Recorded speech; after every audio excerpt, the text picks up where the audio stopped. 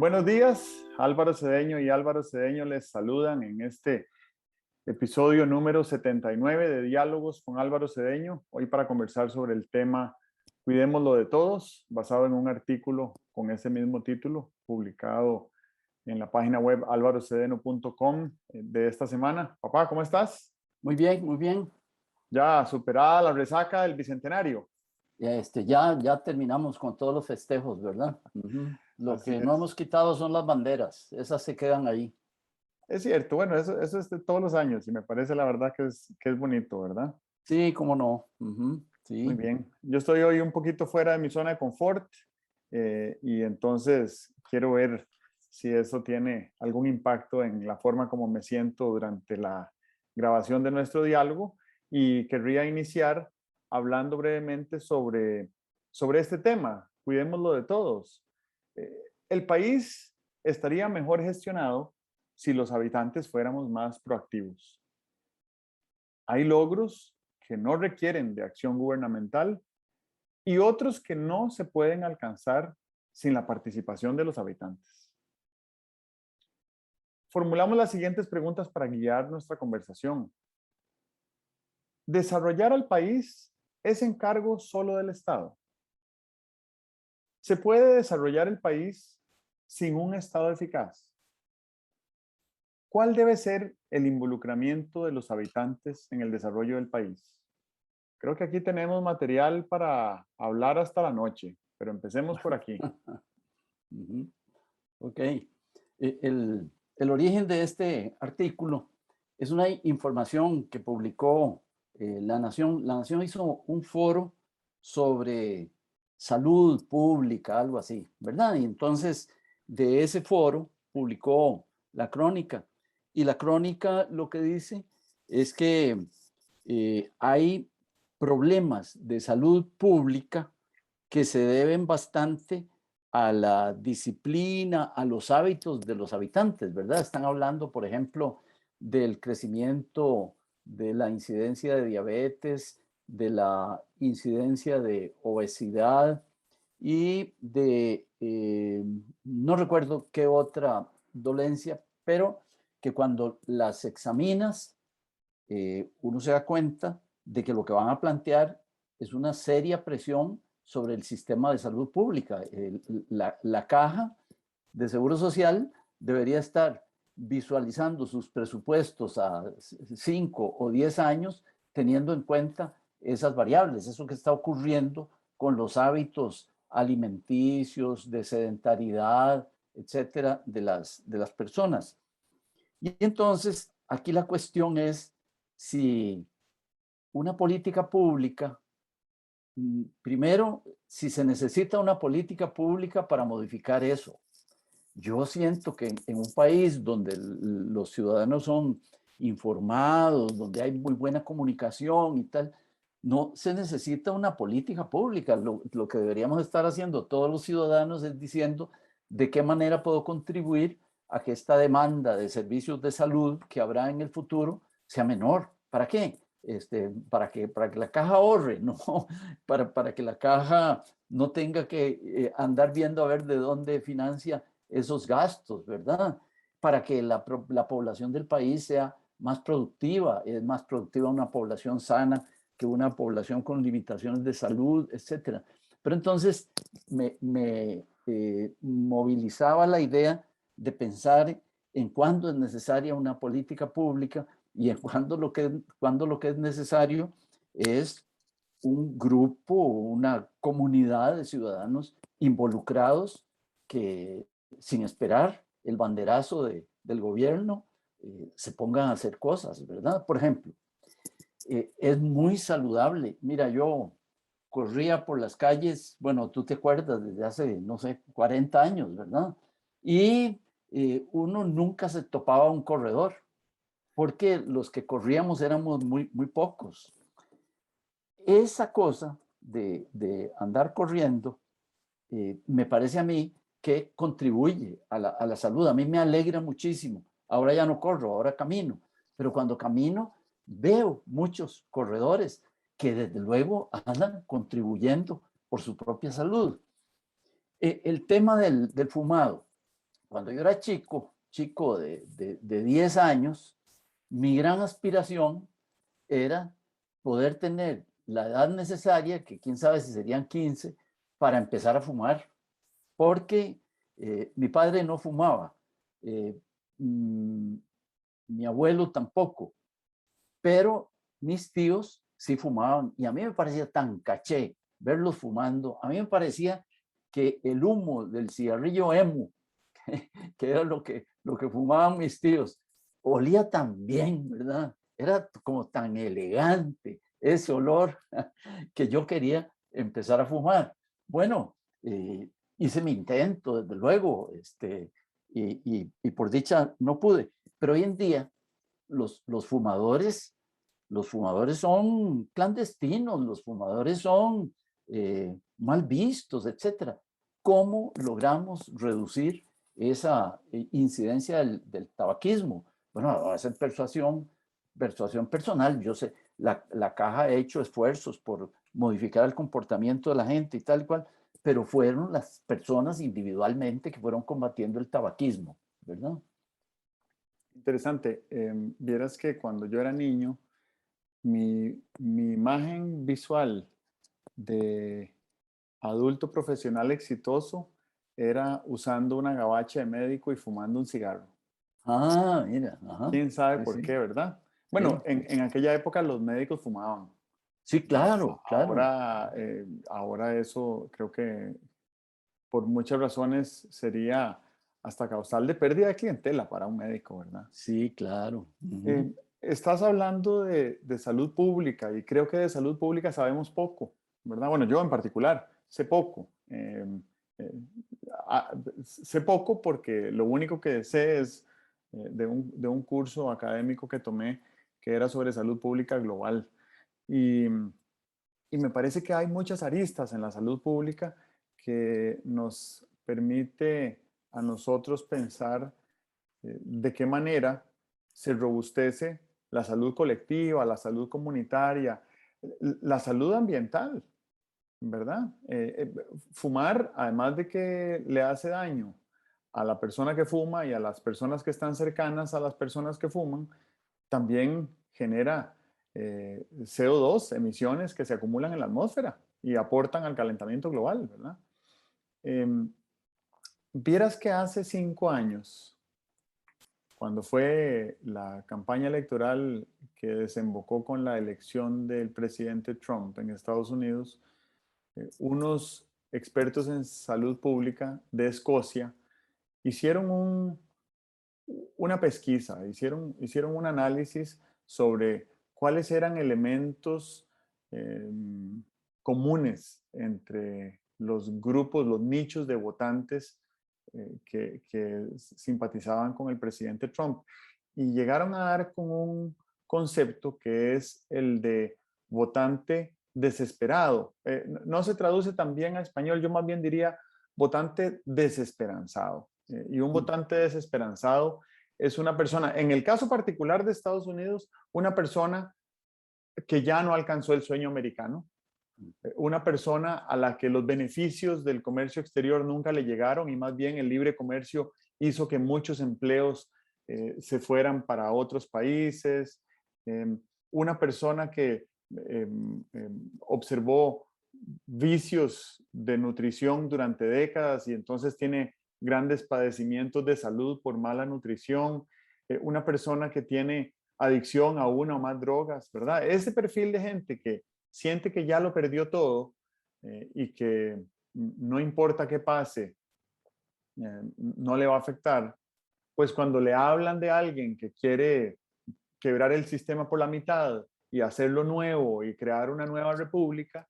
eso suena muy llamativo y uno dice, ah, definitivamente ya no tengo nada más que perder, entonces voy por ahí, ¿verdad? Y efectivamente, eso tuvo un gran impacto. No hay duda de que la presidencia de Donald Trump tuvo un gran impacto en la salud pública estadounidense y uno podría tal vez tratar de argumentar que también un impacto en la salud pública global.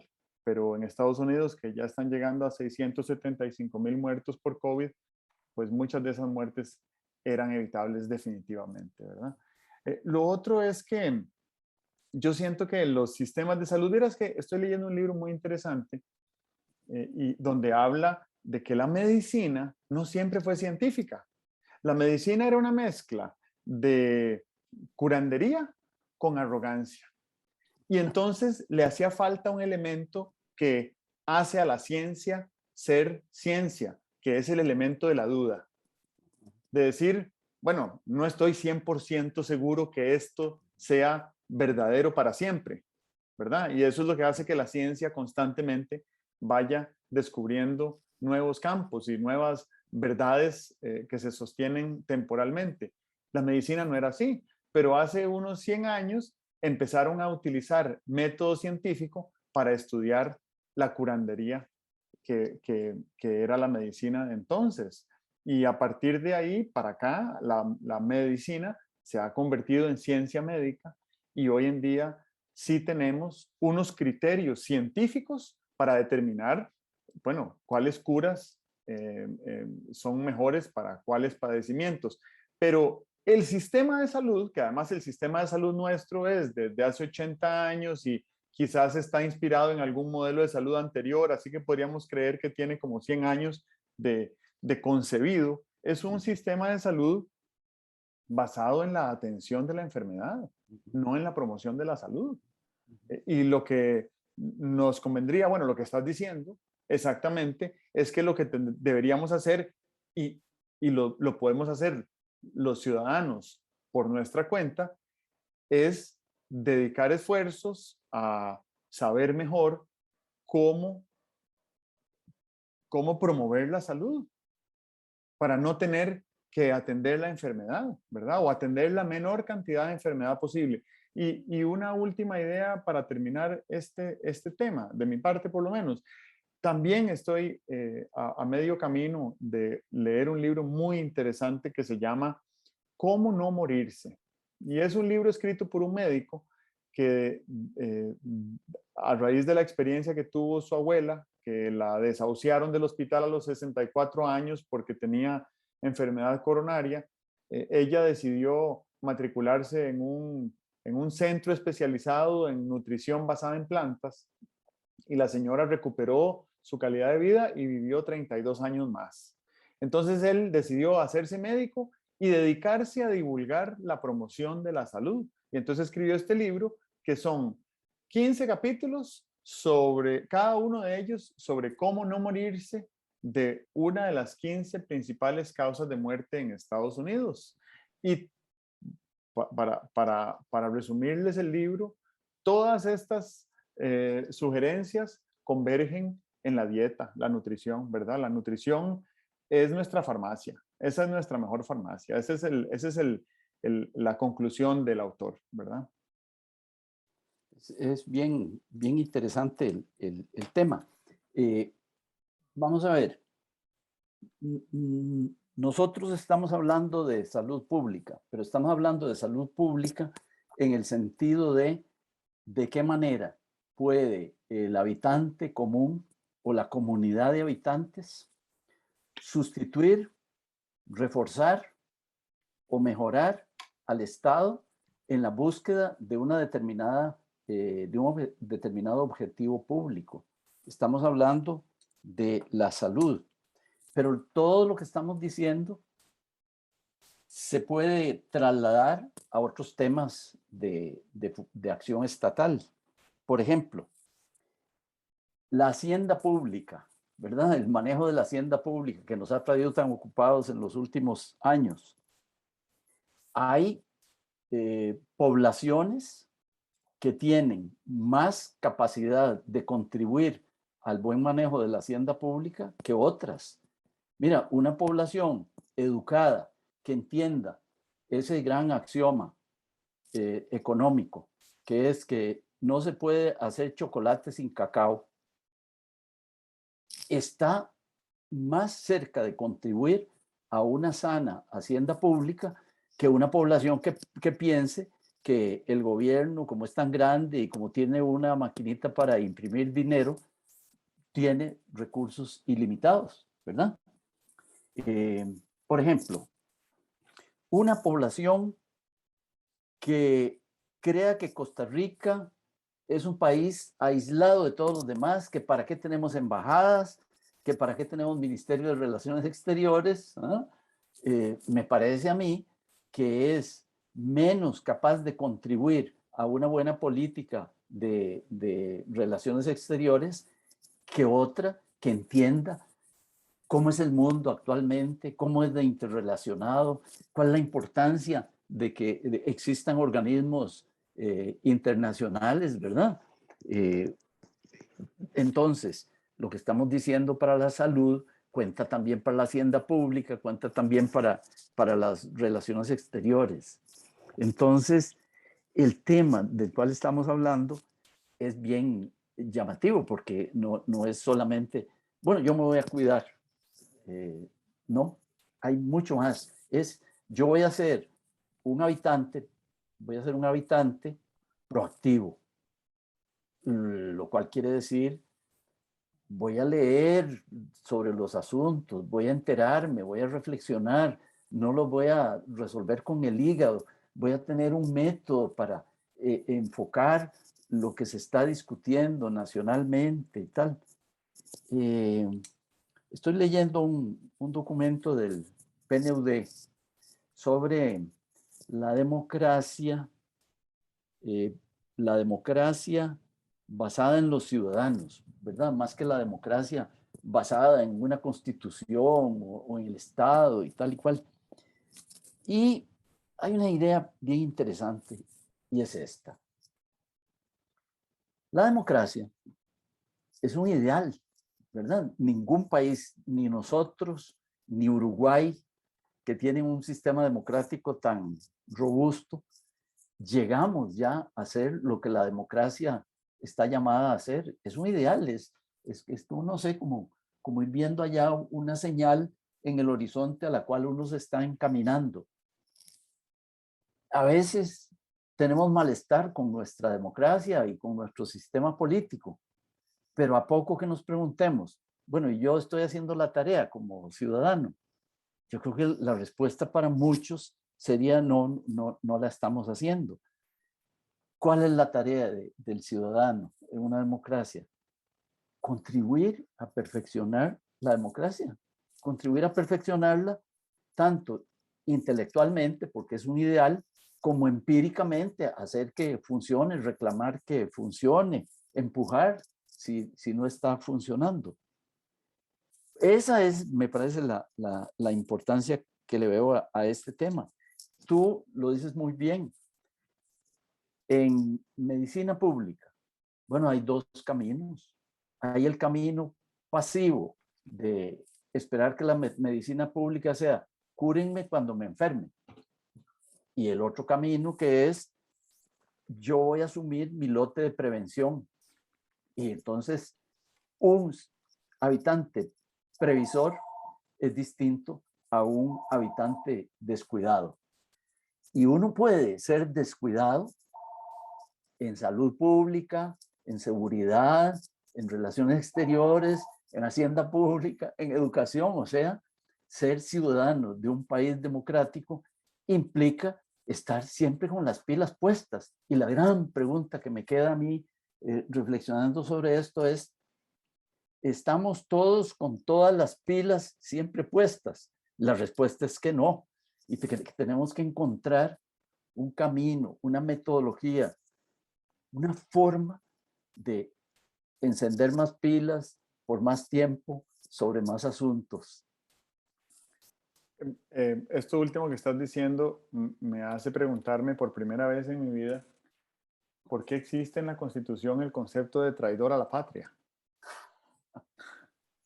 Y a mí me parece que en ese espectro que estás dibujando hay un extremo de ese espectro que son los traidores a la patria, ¿verdad? Que hace tiempos que no perseguimos a nadie por traición a la patria, pero hay gente aquí que celebra los fracasos nacionales, ¿verdad?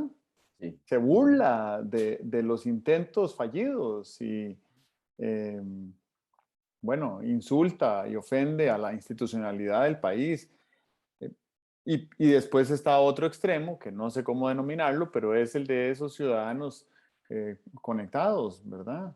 Y que están preocupados, que están comprometidos, que son voluntariosos, que dedican tiempo y esfuerzo a por lo menos estudiar los problemas nacionales y algunos se involucran aún más y pues obviamente que la función pública en este país para los funcionarios que son de designación política, ya sea por elección popular o por designación de un jerarca de gobierno, esas personas prácticamente trabajan a título voluntario, ¿verdad? No se gana nada. Y sin embargo, esas son las personas que aspiran y esas son las personas entre las cuales tenemos que elegir.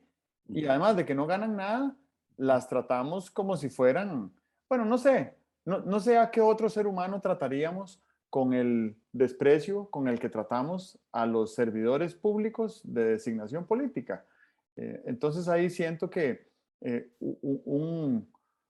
una manera de socavar la democracia es maltratando Claro. a las personas que se ofrecen voluntariamente a guiar los asuntos públicos por un periodo, porque ya sabemos que eso es por un periodo. De eso consiste la democracia y la nuestra es tan antigua y tan robusta que ya sabemos que dentro de 4 años van para afuera, ¿verdad? Quieranlo o no, van para afuera. No hay ninguna manera en que un presidente de la República aquí pueda decir, cerremos ese edificio legislativo y ustedes, diputados, se quedan cesados.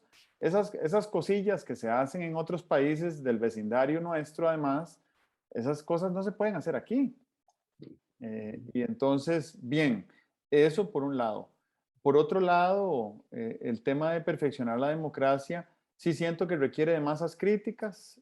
En algunos temas, de nada sirve que tú y yo hablemos acá Sí. de un asunto si esto no lo logramos socializar y viralizar a un punto en el que haya un grupo de personas, que tampoco es un grupo inmenso, no estamos hablando de que sea la mitad más uno de la ciudadanía o la mitad más uno de los habitantes o la mitad más uno del electorado. Basta con que sea un grupo lo suficientemente cohesionado como para poder alzar una voz con un solo mensaje, que ese mensaje sea muy claro y que se difunda. Yo siento que el Tribunal Supremo de Elecciones es una institución muy pequeña, que tiene un peso específico muy grande en el perfeccionamiento de la democracia. Entonces me pregunto, ¿cómo podríamos replicar ese modelo del Tribunal Supremo de Elecciones? Está claro que no vamos a pretender crear constitucionalmente una nueva institución que tenga el peso específico que tiene el tribunal, pero pensemos con criterio de innovación. ¿Cómo tendría que diseñarse una agrupación de personas para que tuviera un peso específico en el perfeccionamiento de la democracia equivalente con el que tiene el Tribunal Supremo de Elecciones? Y siento que estas preguntas nos podrían ir dando idea de a quién deberíamos convocar para hacer este ejercicio, ¿verdad? Por ejemplo, cuando estaba en la introducción de este diálogo, leyendo las preguntas, recordé a Julio Rodríguez y Julio Rodríguez hablaba constantemente del nadadito de perro. Y bueno, todos hemos visto nadar un perro. Em, y la verdad es que nadar no es tan fácil, pero, pero los perros, algunos perros nadan, otros perros ni siquiera. Y los perros que nadan, nadan ahí a lo que les alcanza, el esfuerzo que hacen por el tamaño que tienen sus patas, ¿verdad? Eh, y Julio decía que, bueno, creo que a lo que se refería era que a veces nosotros avanzábamos a una velocidad mucho menor a la que podría ser si tuviéramos mayor destreza y mayor entrenamiento en dar una abrazada, en saber cómo colocar la mano, en hacer un esfuerzo, en saber para dónde vamos, siquiera, en por lo menos saber cómo se respira cuando uno va con la cabeza metida bajo el agua.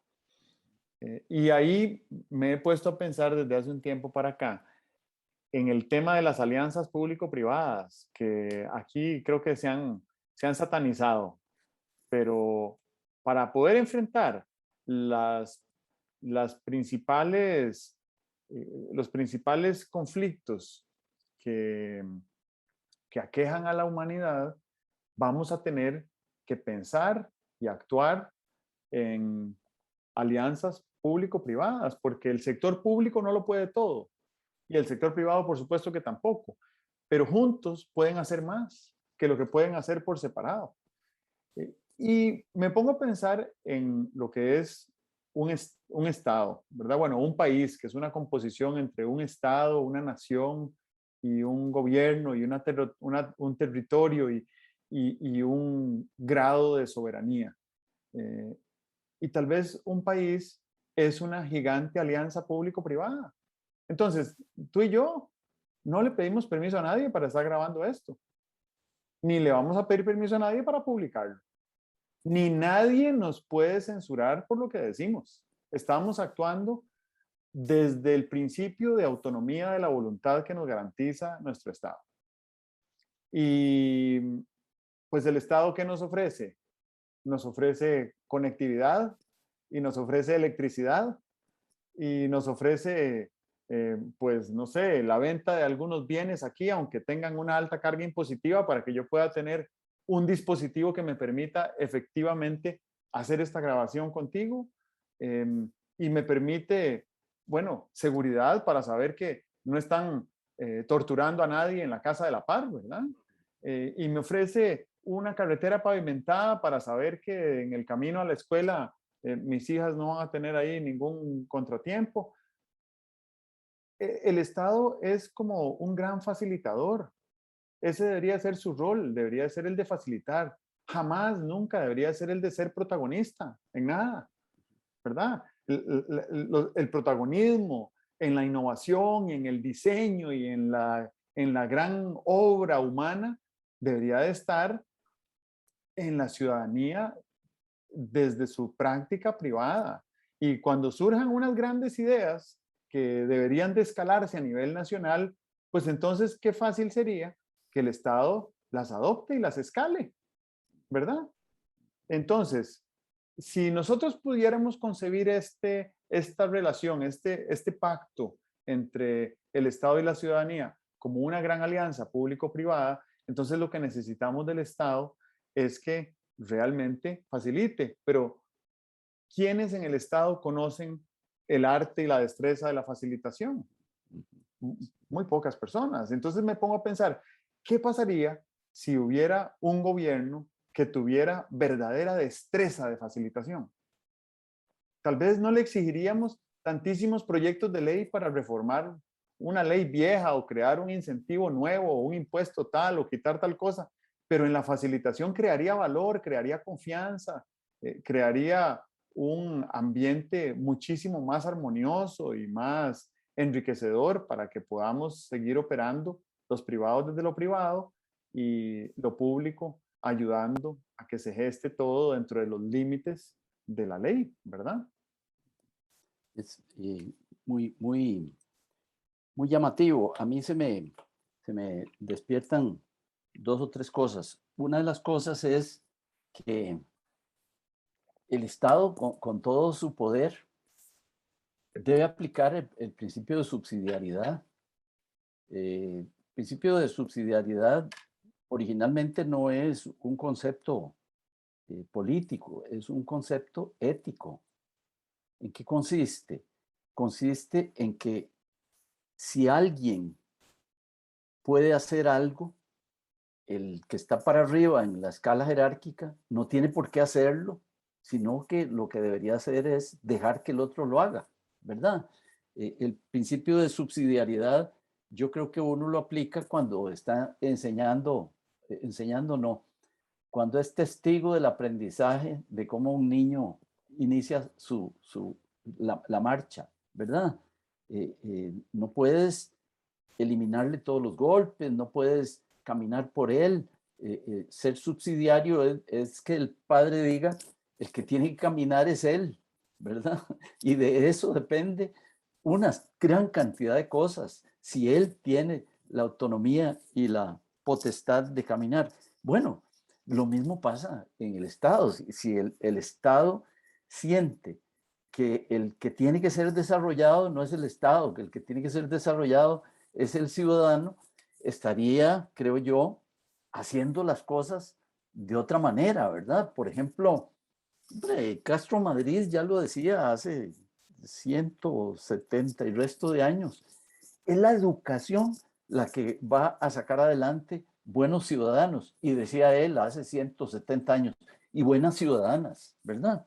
Eh, entonces, si el Estado es subsidiario y tiene esa convicción de que son los ciudadanos los actores principales y no el Estado, ahí estaríamos en una precondición necesaria a esa facilitación de la que tú estabas hablando. Esto desde el punto de vista del Estado. Y desde el punto de vista de los ciudadanos, que creo que mencionabas también algo alrededor de esto. Sí, claro que lo mencionabas. ¿Qué corregiríamos? Vieras que a veces yo pienso mucho en los médicos de la sala de emergencias. Los médicos de la sala de emergencias, lo primero que hacen es cortar las hemorragias significativas, ¿verdad? Porque tú no te puedes poner a reducirle una fractura a un politraumatizado mientras no le atiendas la hemorragia arterial por la cual se les está yendo, ¿verdad? ¿Ok? Entonces, en una serie de cosas, nosotros como ciudadanos tenemos una hemorragia permanente. Te voy a decir en qué siento yo que tenemos una hemorragia permanente. Hay una actitud de suspicacia generalizada sobre lo político que es corrosiva. Eso todos los días, todas las horas, todos los meses nos está causando debilitamiento de la democracia. Y deberíamos, como médicos del sistema de emergencias, decir, bueno, lo primero es parar esa hemorragia. Paremos la hemorragia de la suspicacia generalizada, de que fulanito de tal se mueve y presenta una candidatura, y yo digo, ¿quién sabe detrás de qué anda? ¿Quién sabe qué le dieron? ¿Quién sabe quién le dio no sé qué? Esto es una vulgaridad, primero. Y segundo, nos está reduciendo el bien común, nos está causando daño a todos. Porque, como decías antes, pues yo supongo que hubo una época aquí en que igual que al que dedicaba su vida al magisterio y se ponía a dar clases, ¿verdad? Y era maestro por años de años y vivía como han vivido siempre los maestros, una vida muy austera y tal, pero la comunidad le agradecía que era maestro. Mi sueño es que llegue un día en que le agradezcamos a los políticos que participen en política. Claro, que a mí no me van a enterrar en cajita blanca. Hay políticos sobre los cuales la suspicacia que existe es simplemente un acto de raciocinio, ¿verdad? Pero no todos son iguales, ni todos tienen por qué en el futuro ser iguales. Bueno, y me parece también que hay algunos políticos que son ciudadanos y políticos desesperanzados. Y entonces obran de una manera que atenta contra la salud, contra el bienestar, contra el amor, contra la belleza, eh, de una manera muy notoria, pero no tenemos cómo señalar eso porque eso no es quebrantar ninguna regla de las que están escritas, ¿verdad? Sin embargo, sí creo que hay una degradación moral y nos cuesta mucho señalarla, nos cuesta mucho mencionarla, ¿verdad? Sí. Lo otro es que si uno se pone a pensar en el Estado paternalista, en el famoso Estado paternalista, ese Estado eh, bueno, creo que tiene múltiples episodios, pero el episodio más contundente que podríamos señalar en nuestra historia es no sé cómo le podríamos denominar para no decirle revolución, pero la, la, la, la, la gran, la gran gesta de los años 40, ¿verdad? Se creó la Universidad de Costa Rica, se consolidó por lo menos, se creó la seguridad social universal, se abolió el ejército. después se creó el Instituto de Electricidad y tal. Antes de los 40, Costa Rica era una nación campesina. Y era una nación campesina donde eh, la máxima aspiración que tenía un padre sobre su hijo era que se incorporara pronto al campesinado.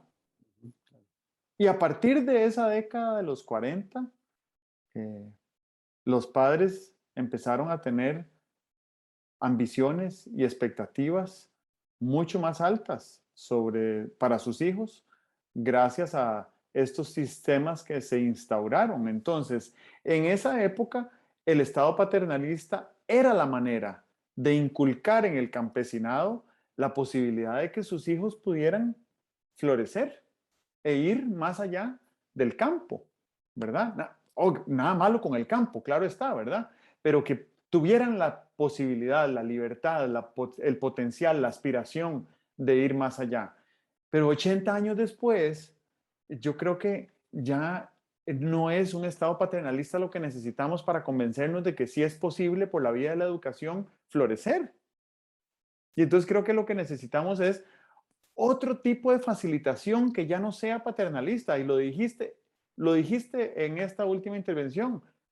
Nadie le enseña a nadie a caminar.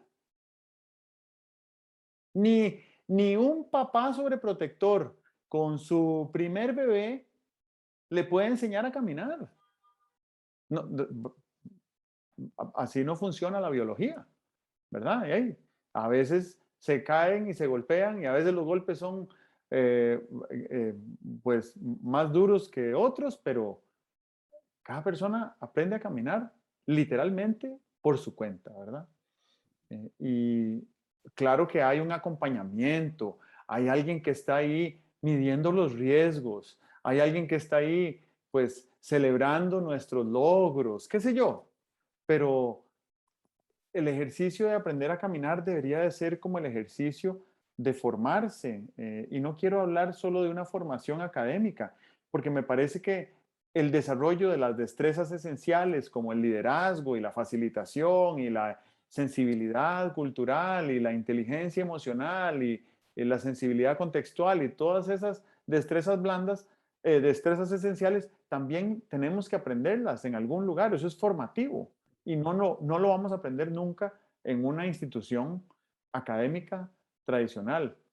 Entonces, me parece que lo que andamos necesitando es un tipo particular de liderazgo en algunas instituciones que le inculquen a la ciudadanía la inquietud de florecer, ¿verdad? Que no es la inquietud de emprender, ni es la inquietud de innovar, es la inquietud de florecer, es la inquietud de sentir y percibir esperanza, o sentir y percibir y creer en el optimismo, ¿verdad? En la posibilidad de que mañana realmente pudiera ser mejor que hoy. Así que a mí a veces me parece que no es tan necesario, bueno, ya esa discusión creo que ha sido superada, espero, no es tan necesario cambiar las reglas, porque muchas veces el frío no está en las cobijas, o nunca, la verdad, el frío nunca está en las cobijas. Y a mí, pues, me gusta muchísimo esta frase de Emil Durkheim que dice que cuando, eh, cuando los valores son suficientes, las leyes son innecesarias. Y cuando los valores son insuficientes, las leyes son ineficaces. Entonces, donde tenemos que enfocarnos es en el robustecimiento de los valores. Y para eso, lo que se necesita es otro tipo de líderes, ¿verdad? Un par de cosas. Cuando tú decías que nadie necesita que lo enseñen a caminar y que por tanto no se necesita un estado paternalista, eh, yo me quedo pensando que hay grupos de población que sí necesitan que les enseñen a caminar y que sí necesitan un estado paternalista. Yo pienso que el país siempre tiene que, el Estado siempre tiene que orientarse en función de las necesidades de distintos núcleos de población, ¿verdad? Y a veces lo hace al revés, ¿verdad? A veces lo hace al revés. Hay estados que protegen y apoyan a los que ya tienen poder. Y hay estados que protegen y apoyan precisamente a los desempoderados.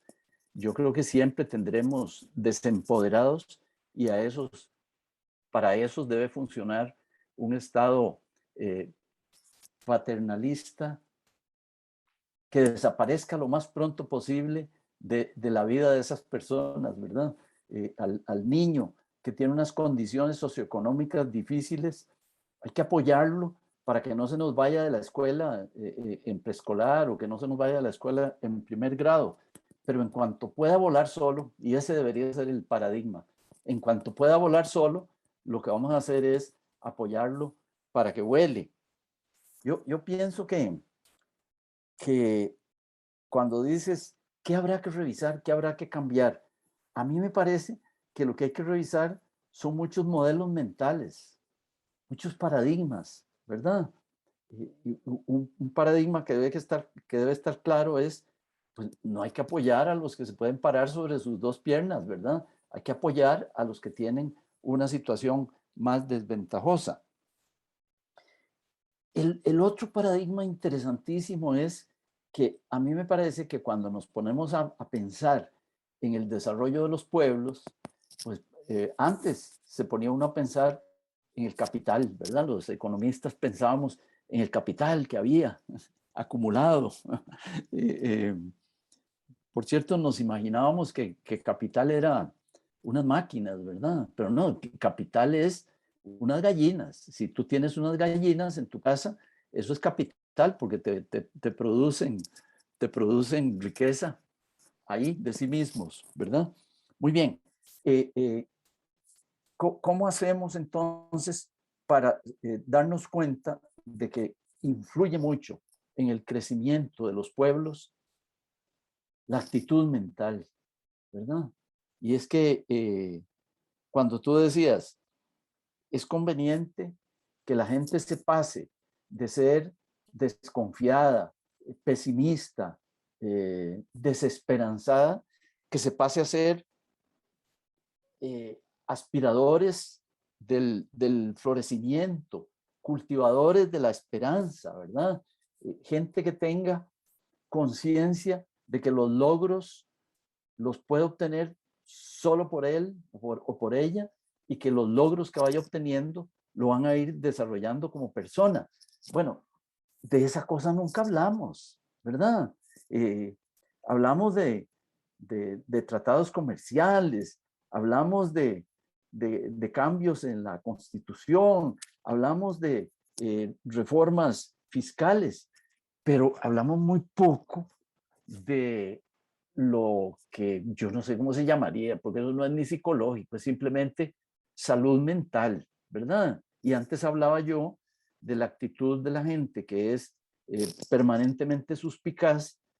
Ese me parece que es un problema de salud mental, porque no se puede ser permanentemente suspicaz si uno es realista.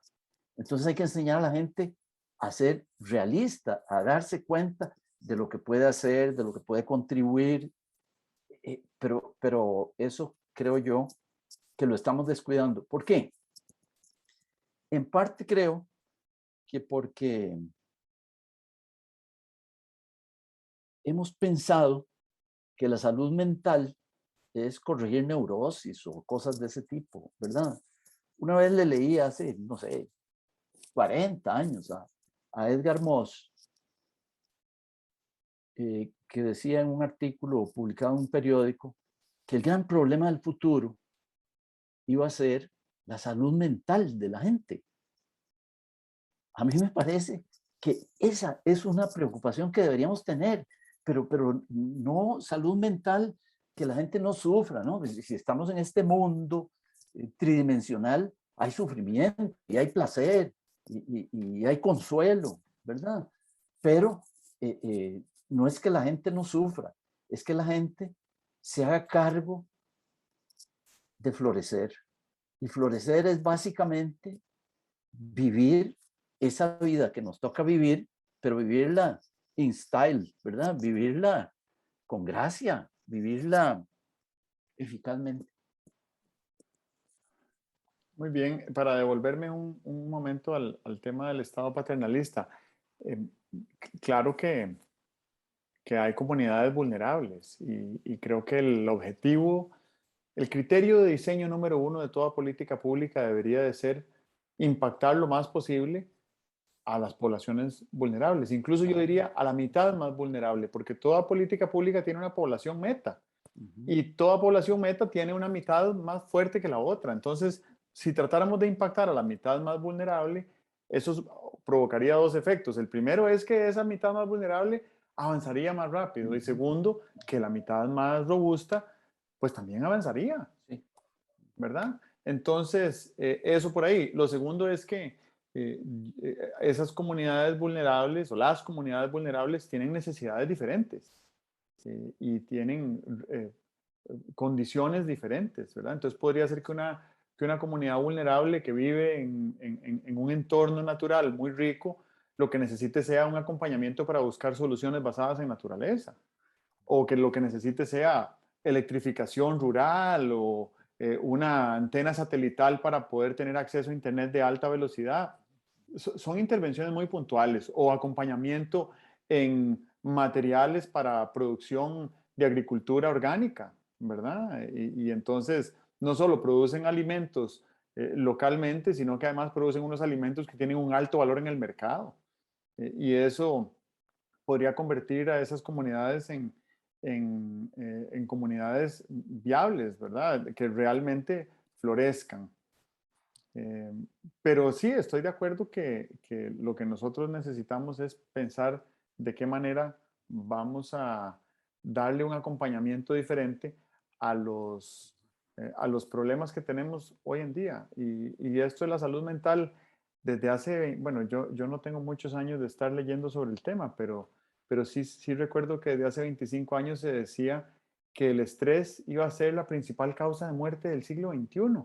Ajá. Y uno se ponía a pensar, ¿quién hizo estos pronósticos y cómo se imagina que va a ser el siglo XXI? Y pues la verdad es que la pandemia lo que ha dejado en Sí, evidencia es sí. que vivimos ya de por sí con unos niveles muy altos de estrés y cualquier detonante pequeño nos hace reventar, ¿verdad? Así que eso sí que es algo llamativo e interesante de atender, la salud mental. Muy bien. Ok. ¿Qué nos queda? Bueno, a mí me parece, yo me sentiría muy feliz si quienes nos escuchan se fueran con estas 3 o 4 cosas. Una, los habitantes comunes y corrientes necesitan un método para ser proactivos. 2, es necesario que reconozcan los miembros de esta democracia, los habitantes de este país, que reconozcan que su participación en la solución de los problemas y en el robustecimiento de la democracia es vital. 3, que es necesario tener una actitud constructiva. No se puede construir nada con una actitud destructiva. Y finalmente, que es necesario contar con unos elementos de acción eficaz, que tenemos todos que tener muy claro que si uno quiere lograr algo, tiene que poner unas acciones y tiene que hacer esas acciones, y tiene que manejar el tiempo, tiene que manejar la energía, tiene que ver qué resultados está obteniendo.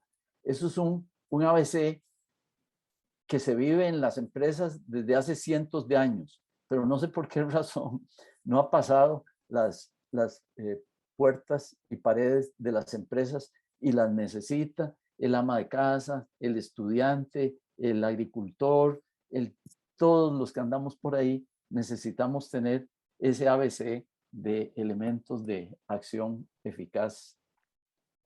Bueno, te hace falta divulgarlos.